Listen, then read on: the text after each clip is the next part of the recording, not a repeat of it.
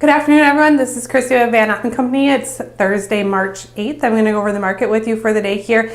We did have USDA crop report and export sales. Export sales came out early this morning. They were fantastic in both corn and beans. So that's where you kind of saw a flip from beans being down 8 cents to being up a couple cents. And then you came into the crop report, got bearish numbers for soybeans. So you grew carryout domestically for soybeans, but then you cut carryout worldwide in beans, which you were expecting, cut them about 3.5–4 million metric ton. And so overall, kind of a neutral position into the bean market, closing down about a penny on the day.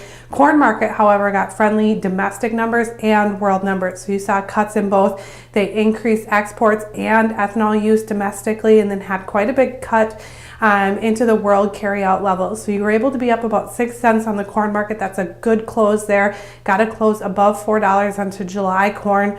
A lot of friendly atmosphere there. And then wheat was pretty much a neutral, maybe slightly bearish report, but it wanted to follow the trend of corn market. And so down a penny or so in Kansas City wheat, but up in both Minneapolis and Chicago wheat. So overall, what we're dealing with here is no big changes fundamentally, and this is still a fund-driven market, but trying to work out the kinks as far as what are we going to actually lose out of South America.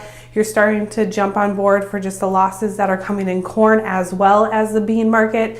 And then you have that continued support here from funds being buyers.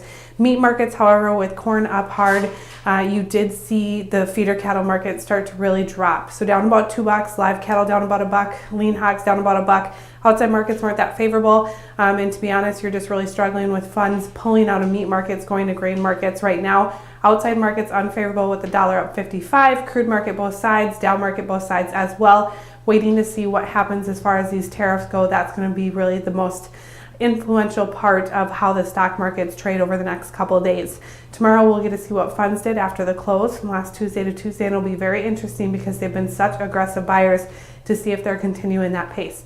I do have to close with a disclaimer. Trading in futures and options involves risk loss, may not be suitable for all producers. Have a great day.